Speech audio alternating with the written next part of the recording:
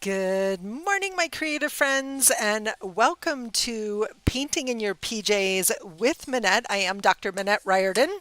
I live in Loveland, Colorado, and I want to say hello and welcome to all the new friends and followers that have been coming along lately. I'm super grateful that each and every one of you is here. Thank you for subscribing. Thank you for watching. And my gratitude feels appropriate this morning as today is the last day that I will be working in my gratitude art journal. I'll be switching to a new theme for the month of December, which is going to be all about self-reflection prompts for the end of the year. So I'm a big fan of spending time in December reflecting backwards and forwards, like looking at what worked, what didn't, where I am, what shifted, changed, and grown. Good morning, Barbara, over the last year. And then, what am I looking forward to in the new year as well? So I'll have more information coming soon about the December project. This is my last live for the week. I'll be back live again next Tuesday, excuse me, December 5th at 7 a.m. Mountain. And the final prompt that I chose from my 30 art journal prompts was, what's a dream or aspiration you're thankful for, and what are steps that you can take to move yourself that way? And I was watching someone else's art video this morning. I had signed up for Tiara Smith's Gratitude Junk Journal for the second time in a year and loved her process. She always has great teachers and great classes. And I was watching Kate Crane, and she was making these little mini color wheels for her page. And it reminded me how grateful I am for color theory and what I've learned from color theory.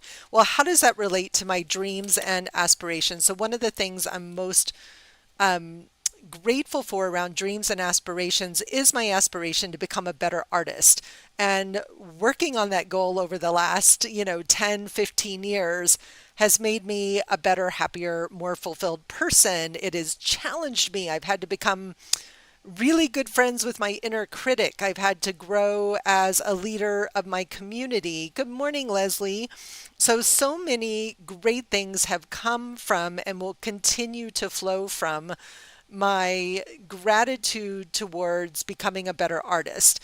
And one of the things that I've done over the years that I really resisted when I started making art because I wanted it to be fast, my time was limited, was learning a little bit about color theory. And I used to not have fun making color wheels, but I have really fallen in love with creating color wheels. So I am grateful for my creative practice. I am grateful for the consistency I bring to that. And I'm so grateful for everything I've learned along the way. So this morning, I want to play with color wheels, and I'm going to invite you to play along. You could do this in either acrylic or in watercolor, whatever you have on hand. You could even do it with markers or crayons. In typical Minette fashion, it's not about the supplies or the product, it is about the process and what can we learn about ourselves along the way. So painting in your PJs is all about using art as a creative process for personal growth and self-discovery while we make pretty things, because I also like to make pretty things. So I have pulled out two completely different palettes here that both represent the primary colors. I've been really in love with this phthalo blue a lot lately, so I'm going to go with this dark phthalo blue. I have a cadmium yellow deep hue, and I want you to notice how orangey. Buenos dias, Blanca. Good morning, Marian. You're so funny. Watercolor without your favorite brush. Oh well. Um, Watercolor will be perfect for this, and I thought about doing one in acrylic and one in watercolor, but I want to keep it simple this morning. So notice how orangey this one is, whereas this one's got a little bit of a blue hue, a green hue already.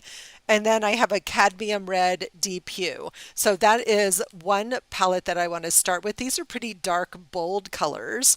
And then for the other palette, this is one of my favorite palettes. I love actually creating color wheels from this. And this is quinacridone magenta, turquoise blue, and specifically the Amsterdam turquoise blue is a favorite, and Naples yellow hue. So these are completely different colors. So they're going to completely create completely different moods and feelings in our color wheels. And this helps us make decisions when we sit down to start a painting, to pick a palette, to pick a place to start. And it doesn't mean you'll always have to start with primary colors, but it's fun to do that. And I'm thinking, I thought I had an open one. I don't know if there's anything in that one. What would change if I came in with a quinacridone rose instead of a magenta? So this rose and this blue make a gorgeous purple. These two, it's hard to make a purple without adding some white to lighten up that value. So we're going to play with colors this morning. And what if I used a fluorescent in my color wheel? So you can create an infinite variety of color wheels to help explore and test palettes that are exciting to you. And I'm looking for my white paint because I might want some white. And I had it out for last night's episode. There it is, tucked away in the back. I was digging through all of my paints this morning. I even have this bucket of house paint that's been sitting down there. This was a color sample from when we did, I think, our walls upstairs. And I keep looking at it, wondering if I could use this as a gesso on maybe some wood panels. So, it's like you start looking through your supplies and you get a ton of ideas. So talking about having creative dreams and aspirations is a lot about just noticing, right? It's a lot about noticing what supplies you have on hand, noticing what colors you have. So the woman that I was watching her video this morning, and I'm trying to decide, do I want a little palette here? I think I do. Before she sat down to create her page, she created a palette for that. So these have become one of my, and that's really loud, favorite things to use is palette paper. You can buy pads of palette paper at the craft store, at any craft store. But you can also just use wax paper or freezer paper. And I was looking at these bags one day. So look, they still have coffee in them. My husband and I drink a lot of coffee. We shop at Sprouts. It's the closest grocery store to where we live. And we tend to buy beans in bulk. And I kept throwing away all of these bags. And I wish I had a bigger pair of scissors here to do this. There we go. And I'm like, I need to be able to do something with these bags. And I thought about the kinds of journals I could create from them. How fun would that be?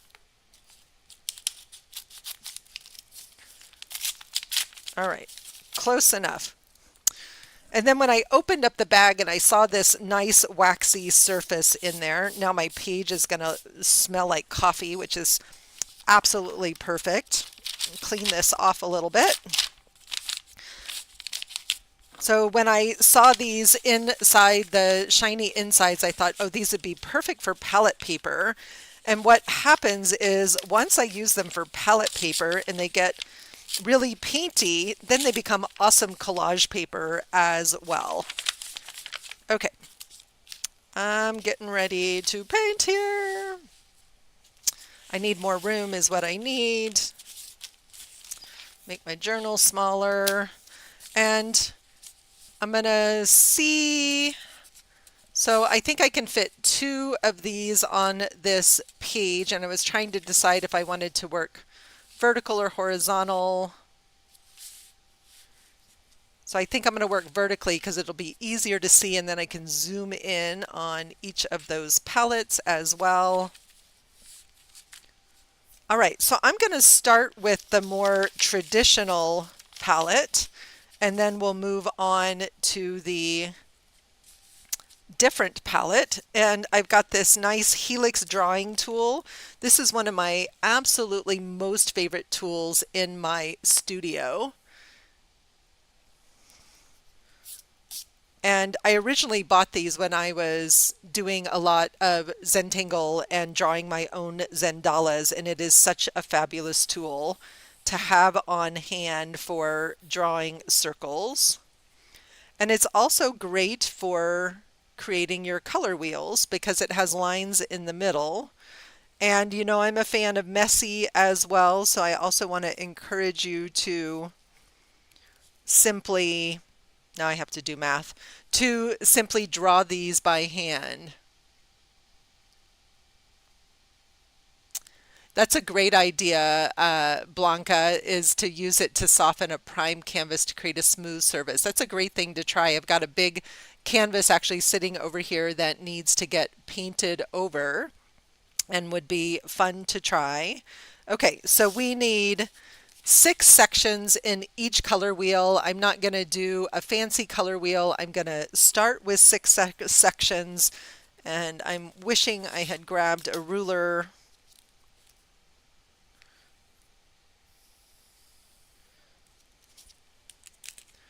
And we're going to more or less make these match in the middle. All right. Who's good at math? Leslie, I bet you're good at math. So I need to divide this circle. My pen's not sharp enough here. Pencil. Into 6 parts.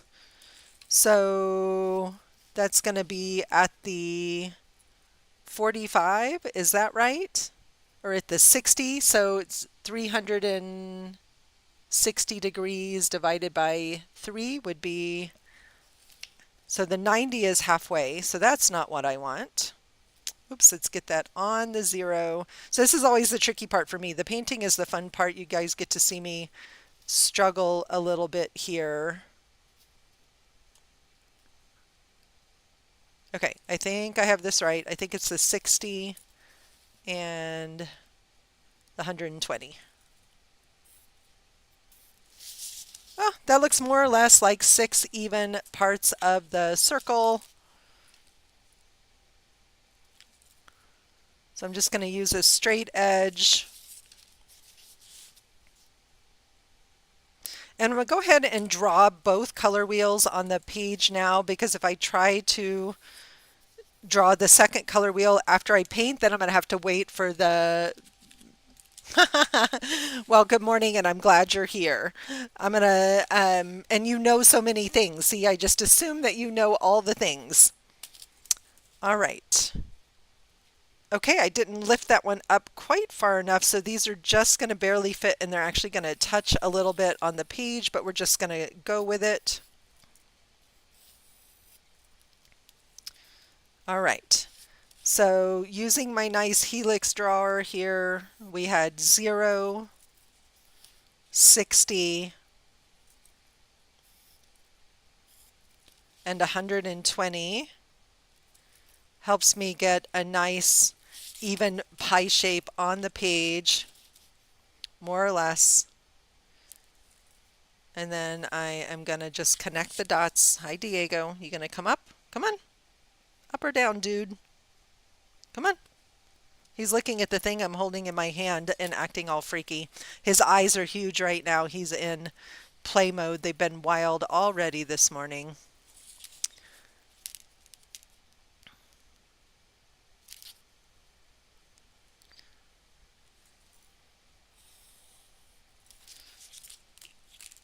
All right. Good morning, buddy. Okay, so now we have 2 color wheels on the page. I did gesso my page. That's not necessary to gesso the page ahead of time, but because I'm working on this pretty thin, just sketchy paper, I wanted to strengthen that paper just a little bit for these color wheels. So I'm going to come in here with my phthalo blue. Don't get your tail in the paint, dude. With my cad yellow. and my alizarin crimson. And I'm also on the side of my color wheel going to take notes, right? So I want to remember what colors that I use to mix. So I've got phthalo blue, cad yellow deep, and it's quite a deep, deep yellow. And then I have that alizarin crimson. Oh no, I don't. I have a cadmium red. Never mind. I have multiple reds in my tool bucket over there. So I have a cad red also in that deep hue. Also in that deep hue. Okay. Let's get all of this over here where we can see it. So step one of painting a color wheel is the simplest step. And I'm just going to put my primary colors here on the page. I'm going to keep it pretty dry. I don't want it to flow too much, but I'm noticing it's a little bit dry on that gesso, so I'm just going to add a little water. What's interesting about this particular cadmium red is it's got a little bit of blue in it. It's a little leaning towards the pink side. So I want to notice that it's a little bit of a pinky red, unlike something like this pure crimson red, which is a little more on the orange side. And even though they both say crimson, no two manufacturers are the same. And these are going to be messy color wheels. I don't care about getting paint on the paper. Okay, I'm going to get my brush really, really clean because I want to keep these colors really pure for the moment. And then I'm going to come in with my yellow.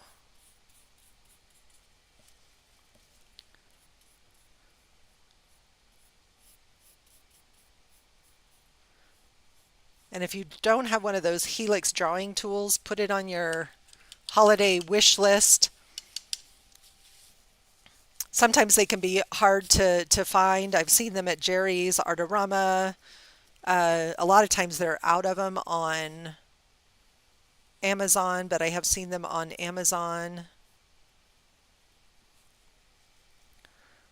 And they definitely don't last forever, so I've gone through quite a few of them over the years. The kids used to love to play with them, and they cracked a couple, and once they're cracked, the centers don't turn anymore. Just get a tiny little bit of water on there. All right, buddy, up or down? Go on, shoo.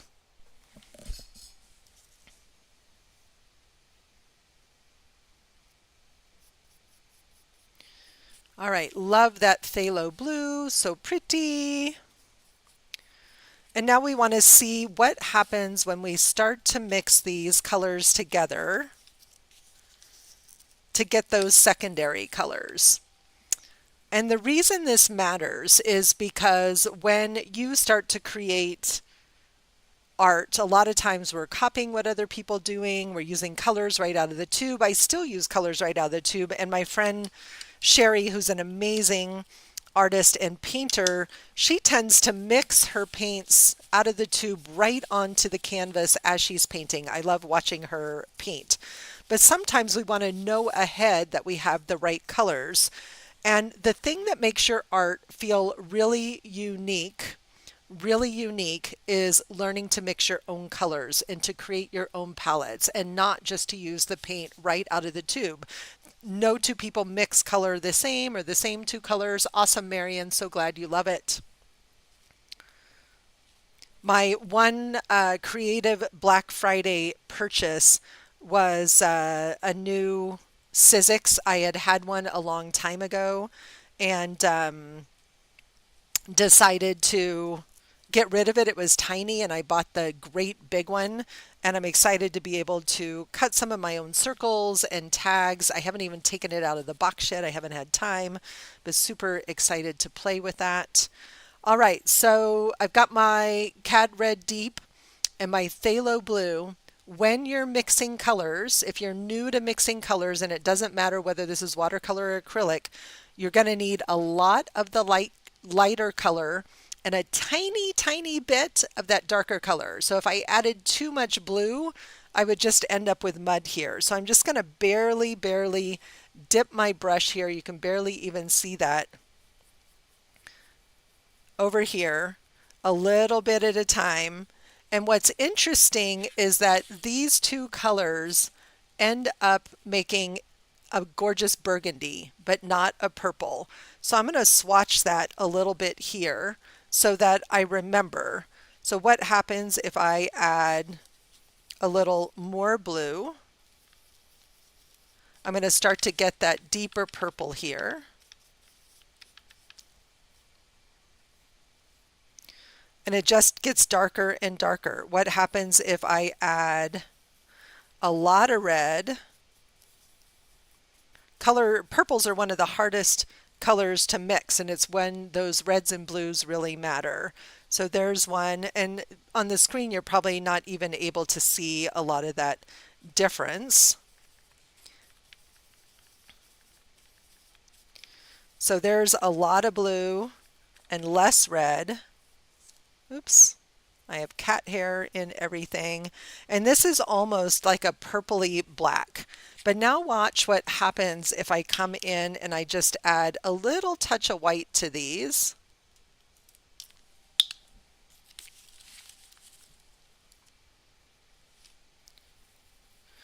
Then I get a gorgeous lavender. I get something that's actually more of a purple.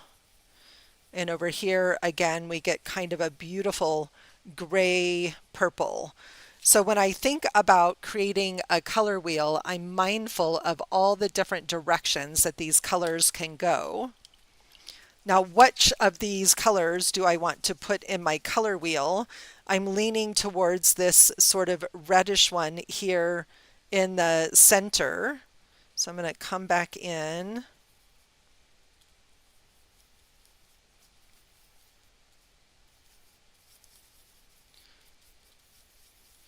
And get that back closer to what feels like a truer purple. So I started with the hardest color, hardest for me anyway, first. A little bit of water in there.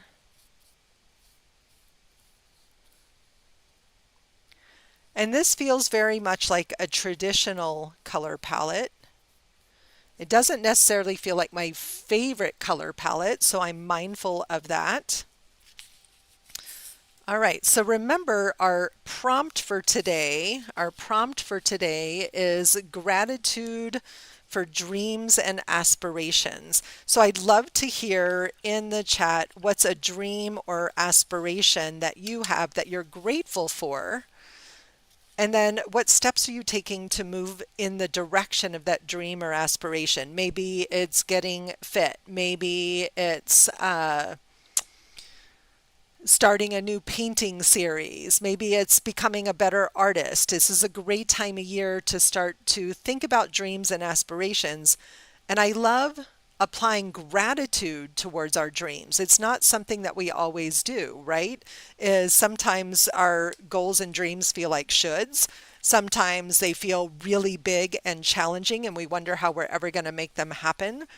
So for me, when I look at some of my dreams and aspirations and I express gratitude for them, I'm more inspired to move in the direction of that dream. And so when I started to journal this morning about that prompt, what came up for me was that I aspire always to be a better artist than I am in the moment. And if you look at my art from a decade ago versus my art now, I put a lot of energy and effort into becoming better, and I can continue to grow and improve. So I'm working on green. I put probably more blue in there than I wanted to. So working with yellows are also tricky, right? Because that phthalo blue tends to take over. But I've got a nice dark green with that yellow and that that phthalo blue. Greens are my happy place. I could spend a whole day, and this is a really fun exercise, is to spend a day mixing greens or mixing purples or mixing oranges, not a whole day, but a creative session, and taking out all your blues and all your yellows and looking at all the different combinations that you create. And that's a pretty green. What I'm thinking is with more, even more yellow, that this green would be absolutely just a limey green that I really love. It always takes more yellow than anything else on your palette. So again, I could come in and I could add a little bit of white to that, but what if I just continue to brighten this up with yellow? What you'll notice is it's hard to go backwards. It's hard to go backwards. That's why it's easier to start always with a lot of the light color and add to it. So not a ton of difference there yet.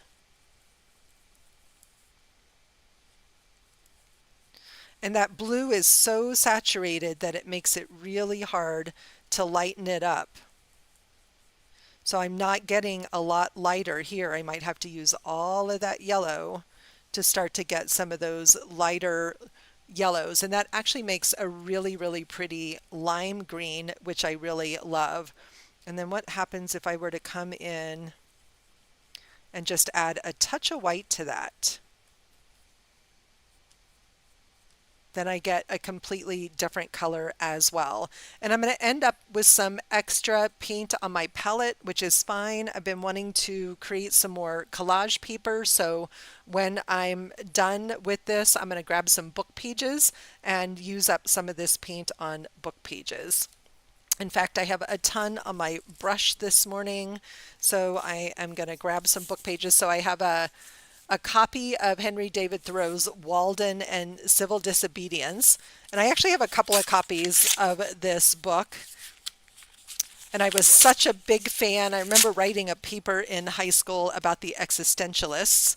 But I have this beautiful, amazing friend, Christine Powers, who lives in the Adirondacks and runs something called Philosopher's Camp. And the property, she and her husband bought 100 acres. You can see how much paint was on my brush. I'm covering this whole page with paint. She and her husband bought 100 acres in the Adirondacks. It's a beautiful property. I got to go last year on retreat with her. And the original Philosophers Camp met there. Emerson and Thoreau and a couple of other people met on her property before the Civil War many, many years ago. And so before Philosopher's Camp, she sends everyone a copy of this book, Walden. And this one also includes his treatise on civil disobedience. And she doesn't give you any instructions about reading it or not reading it, right? And so people always have different reactions. And mine was, well, I don't have any interest in reading this at this time or the time. I'm just going to use it to make art. So I've been slowly tearing it up and using it to make art over time. And that brush got really full of paint, and I'm going to mix orange next, so I want to make sure that my brush is good and clean, and I don't want to put all this paint into the water systems either, so I try to keep my brushes as clean of paint before I put them back in the water as I can. Plus it makes all this great collage paper. So Barbara says aspiration is being healthy and aging gracefully, grateful for time for self-care, strength, and ability for this lifetime journey. Amen, Barbara. I could definitely do a page in my gratitude journal all about healthy aging, aging gracefully for sure. All right, so next we're going to work on some orange. And I'm going to take all of this yellow, and it might even still have a little touch of green in it, and I'm going to get a tiny, tiny little bit of red. I can get a tiny little bit of red out of there, not a lot. And so orange, again, this is one of those colors where you're going to start with the tiniest little bit of red on there. And remember that our yellow is that deep hue. It already had some red in it. So let's see what we got here. So that's a nice kind of goldy orange. I'm going to do just that same tiny little amount one more time. I like a deeper orange.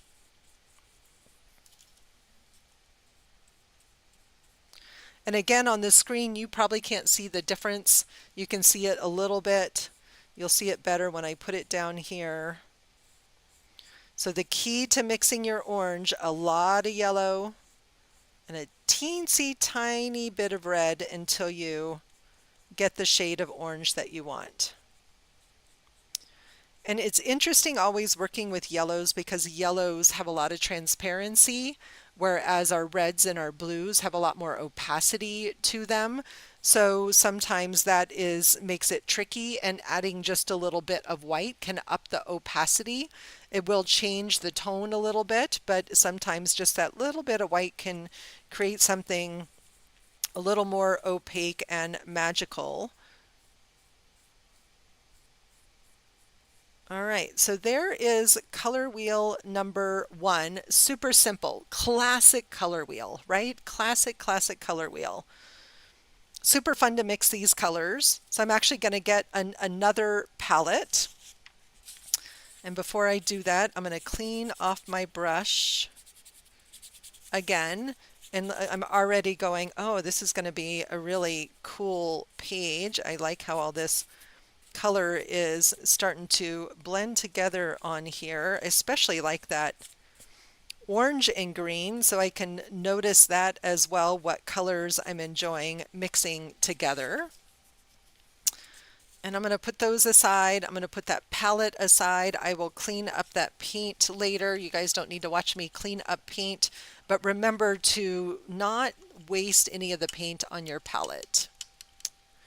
They're pretty close to, so it wasn't there when you were growing up, so they've only been there, gosh, probably not even maybe the last 5 years. How long have I known Christine? So I would say somewhere 5 to 7, and it's near Albany. I'm not remembering the name of the town that they're close to. It's a teeny tiny little spot in the road. And this year, one of the things that they did actually over the last 2 years was they built an absolutely stunning labyrinth on the property that is going to become a nonprofit and is open to the public. And it's a Chartres style labyrinth designed by this man, I think maybe either in England or France, I can't remember. I think maybe he's British. And I saw it when it was in process. I haven't gotten to see it finished yet, but they have a gorgeous labyrinth on the property. All right, so it's bugging me how these pages are curling up over here. So I'm just going to take, I don't have any clips right here. I'm going to take just a tiny little piece of washi tape and attach that page to the next one. And this is going to help hold my pages flat while I'm painting. That gesso is making those pages curl up. That's crazy, Barbara. Yeah, it's amazing all the cool things that have happened and some of the awesome stories that have been told, and how many hundreds and hundreds of people have come to see the labyrinth since it finished this year. Okay, so I'm trying to get this where I can see this.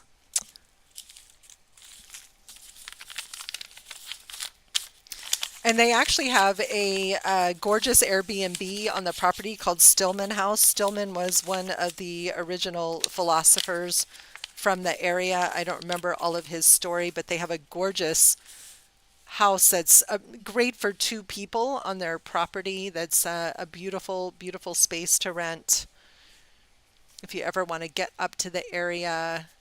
It's cold in the winters. I was there in September and it was rainy and freezing the whole time. Okay, we're going to go a completely different direction. Might be time to restock on my favorite turquoise blue.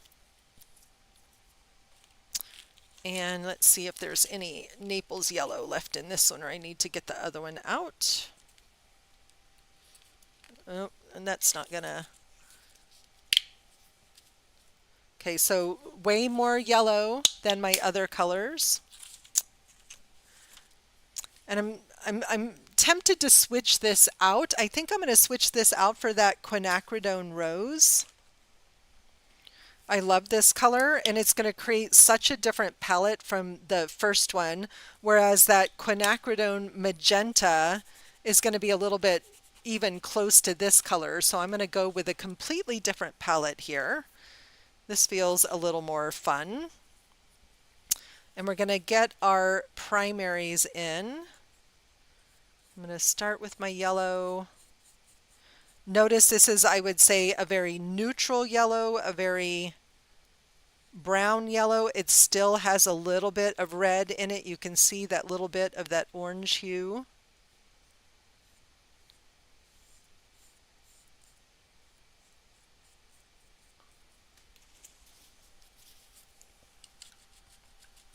Making sure you clean your brush in between each of those colors. Let's get our pink on there.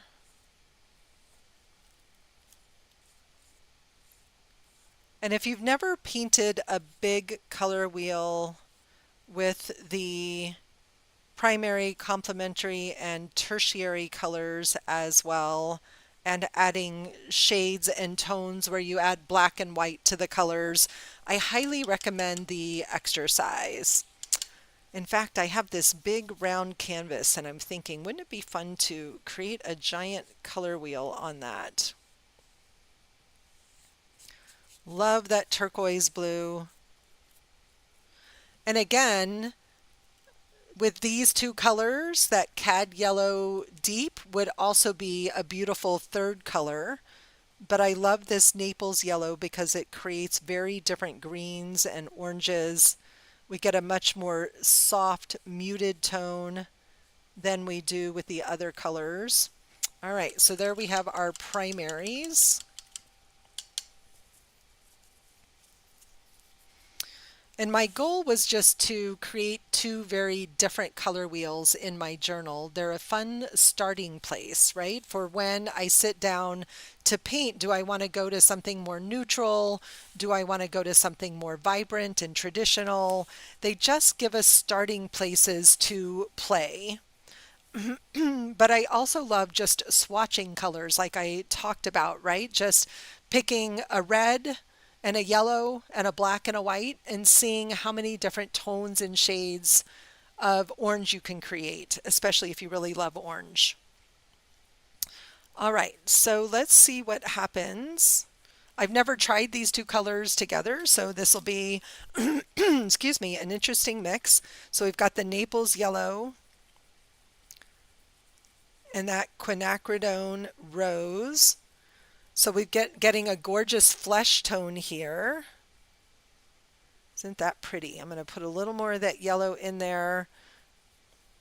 So it's leaning more towards the rose. But again, this is a nice skin tone if I were painting faces of Anglo-Saxon white people. It's a nice shade. Yes, Asa Adirondack in Baker's Mill, New York. Yep. And yes, I will write down the colors. You want me to write them so you can see them? Is that what you're asking, Leslie? When I turn my journal back around, I will write the colors down for sure. Love, love, love that color there. I think this palette is going to inspire me to do something different on a canvas that I'm working on. I'm getting ready to paint a giant elephant painting. Giant, how giant is that? Maybe 24 by 36. And I found this picture in a palette that I really loved.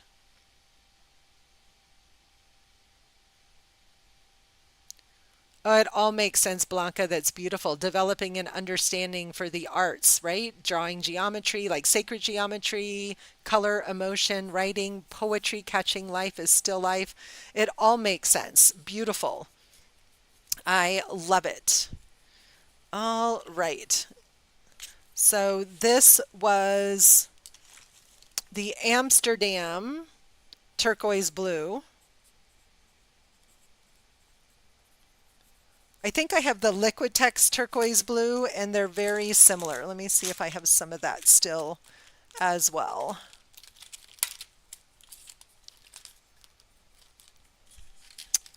So this is what I mean by colors being different from each other. Notice that this one is lighter and this one is darker. So that would create two slightly different color wheels, but more or less the same effect. So turquoise blue, Naples yellow hue.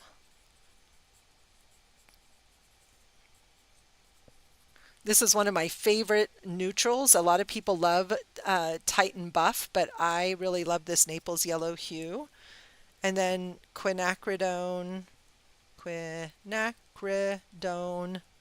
rose are the names of those three colors on there. All right, let's see what happens when we get our pretty quinacridone rose and a tiny touch of that turquoise blue. All right, this is a gorgeous, almost sort of a magenta color. That's a beautiful, maybe a little mauve color there. And if I continue to just darken that up, I'm going to get a gorgeous shade of, this one looks very similar to this brilliant purple from Liquitex, right? They're very similar colors here. Love that purple. Okay, that's a good one to remember. That's a gorgeous color.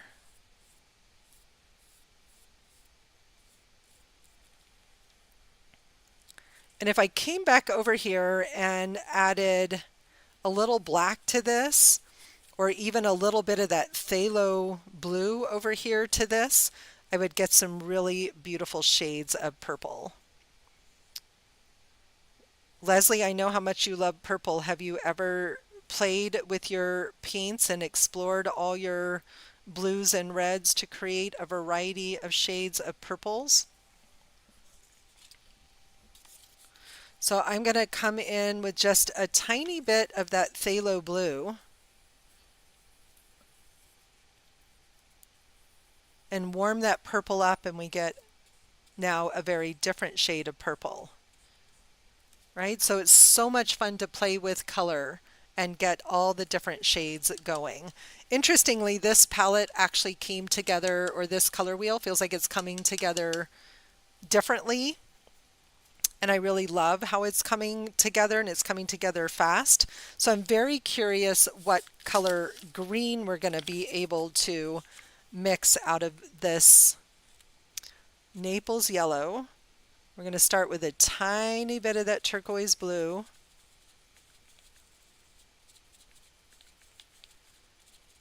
Little bit of a limey camo green there. Oops, making that stick to my paper. So that's a very, very funky color there. It's a great, really light shade of green. So let's bring in some more blue. And it almost leans a little bit more towards the teal here. Okay, again, a very different shade of green. So what I'm noticing is that I'm more drawn to these greens and these purples, right? So when I start to mix colors, I have to be mindful of that. So the other thing about mixing your colors that makes your art, it's actually a really pretty shade of green, not my go-to green, but it's a pretty green. When you start to mix your own colors and you're working, whether it's on an art journal page or on a canvas, When all of your colors have the same blend of blues added to them, for example, it creates symmetry and congruence.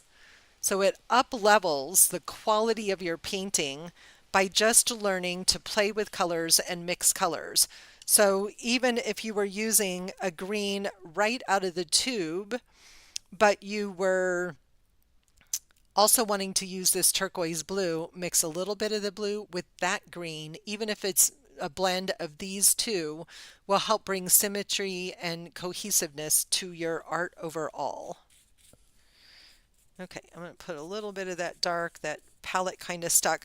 So there are my two color wheels. You can see how different they are from each other in tone and value, in emotional value as well. I love the distinction and the difference between them.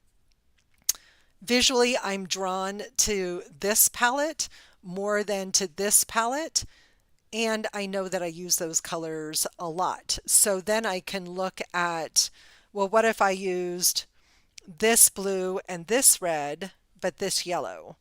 Or what if I used this blue and this yellow and the pink? So we start to really learn and understand what makes us happy, what appeals to our eyes. And this isn't about making art for anyone else. It's learning about what appeals to you the most. That's part of that dream and aspiration of, becoming an artist that loves your own art, is by understanding what are the colors that appeal to you the most. All right, so I am gonna come in here. Let's see, I've got a few stencils, a couple of stencils floating around. Oh, here's a little bottle cap. That'll be fun. And I'm just going to use up this paint on my palette and create some collage pages.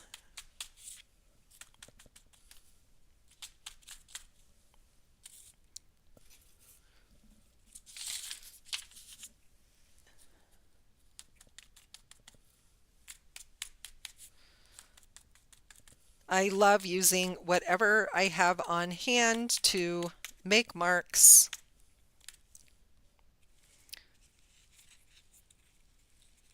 Even rolling the edge of that, getting that paint off the edge, and then we get some nice texture coming off of that as well.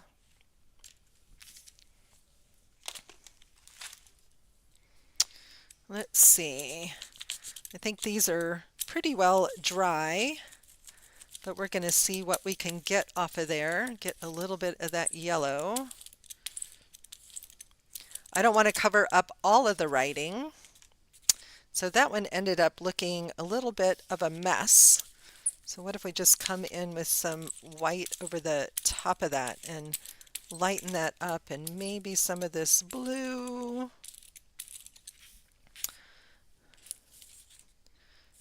The benefits of leftover paint and all the fun things that you can do with them.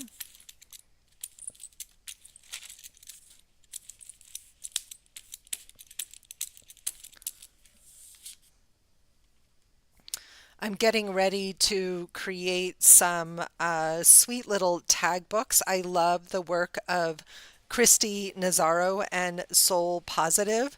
And at some point this year, she and Altered State Studio, I'm forgetting her first name, Kristen, created a cute little tag book with affirmations in it, and it's so sweet. So I think I'm going to make some of those for holiday gifts for my daughter and my mom. I love making handmade gifts. Oh, look, here's a stack of tags as well. So again, just looking for whatever's lying around and can use some paint on it. I love the paint now is getting all mixed up together, and I'm getting interesting textures.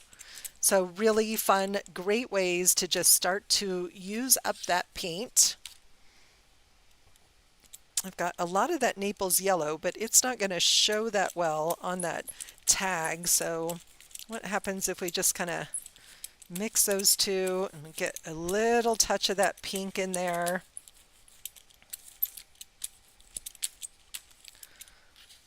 Okay, well that was smart. My tags are sitting here. We're going to fill some of these up. Oh, look, there's my Inspire from yesterday that I ended up not using.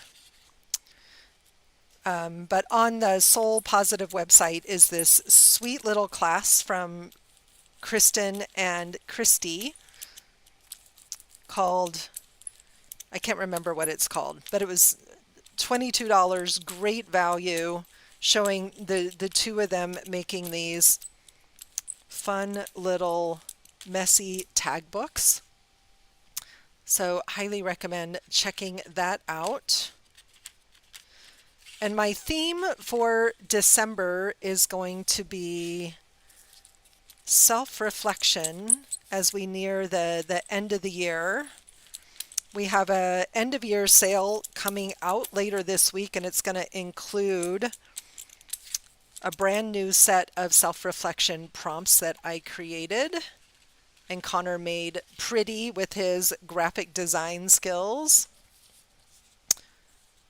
And I'm going to use those prompts throughout the month of December for inspiration, because I find that the end of the year is such a powerful time to make sure we're pausing, we're looking back, we're looking ahead. It's also the theme of the class that Marion and I are offering the first weekend in January, called it The Threshold of Becoming, which is on sale right now through December 15th. All right, that's an interesting, much darker, grungier page. But I've managed to use up all of the paint on my palette. Notice how fast it was with the brayer, so much faster than with the paintbrush. But with the paintbrush, I was able to get some interesting marks on here. I'm kind of loving this one, and it's kind of calling just for some, excuse me, random marks on it. Making collage backgrounds does not have to take a long time or be fancy supplies.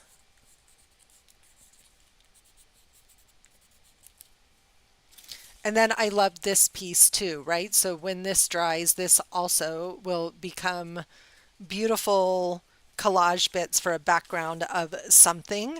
This one as well. That one actually still looks like maybe it's a little bit wet. So here's another thing that we can do, is just press that paper into the palette and make sure that we get all of the color off of here so we don't waste anything.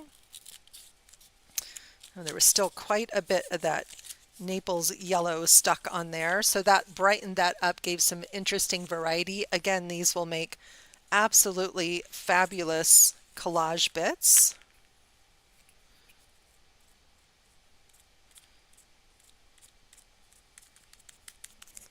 All right, so that was what I would call a typical really productive creative session, and I'm grateful for the time to get to do this. I'm grateful for the company while I'm creating is invaluable to me, so I'm extra grateful for those of you that continue to show up, stop in, stop by, and create along with me. But it's amazing how in just about an hour, I learned a lot about color with these two completely different palettes, and I'm walking away with a variety of tags and collage papers all ready to go as well. So how much fun, right? That with a few little colors and a few simple materials that we have the opportunity here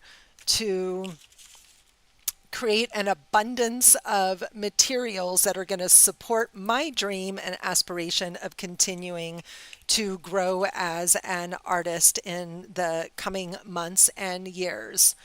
Yep, same, Marion. So looking forward to Threshold of Becoming. It's going to be great to think with hearts and hands what 2024 might hold.